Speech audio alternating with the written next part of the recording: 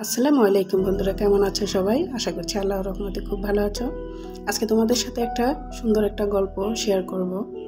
একটি সংক্ষিপ্ত রোমান্টিক গল্প। গল্পটার নাম হলো এক অসীম ভালোবাসা। তো শুরু করছি। প্রথম পরিচয়। নিঝর ও রূপার প্রথম দেখা হয়েছিল একটি বৃষ্টি ভেজা সন্ধ্যায়। নিঝর তখন কলেজের শেষ বর্ষের ছাত্র এবং রূপা নবীন। কলেজের বার্ষিক উৎসবে রূপা যখন তার গানের প্রতিভা মেলে ধরছিল, নিঝর তখন মুগ্ধ হয়ে তাকে দেখছিল। সেই মুহূর্তে নিঝরের মনে হলো রূপা তার জীবনের বিশেষ কিছু হতে পারে। ক্রমবর্ধমান সম্পর্ক। দিন গড়াতেই থাকলো আর তাদের সম্পর্ক ধীরে ধীরে গড়ে উঠতে লাগলো। প্রতিদিন তারা একসাথে ক্লাসে যেত, লাইব্রেরিতে পড়াশোনা করত এবং ক্যাম্পাসের ক্যাফেতে চা খেত।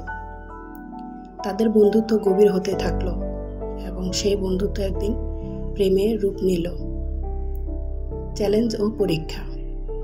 কিন্তু তাদের ভালোবাসার পথ মসৃণ ছিল না। রূপার পরিবার তার জন্য একজন ধনী এবং প্রতিষ্ঠিত যুবকের সন্ধান করছিল। সেখানে নিঝর ছিল শুধুমাত্র একজন ছাত্র। রূপার পরিবার তাদের সম্পর্ক মেনে নিতে চায়নি এবং রূপাকে বাড়িতে বন্দি করে রাখল। ভালোবাসার জোর। নিঝর হার মানেনি। সে প্রতিদিন রূপার বাড়িতে সামনে গিয়ে দাঁড়িয়ে থাকত তার ভালোবাসার প্রমাণ দিতে। একদিন রূপা জানালা দিয়ে নিঝরকে দেখে এবং তার সাহস বেড়ে যায়। সে সিদ্ধান্ত নেয় পরিবারের বিরুদ্ধে গিয়ে হলেও সে নিঝরের সঙ্গে থাকবে। মিলন।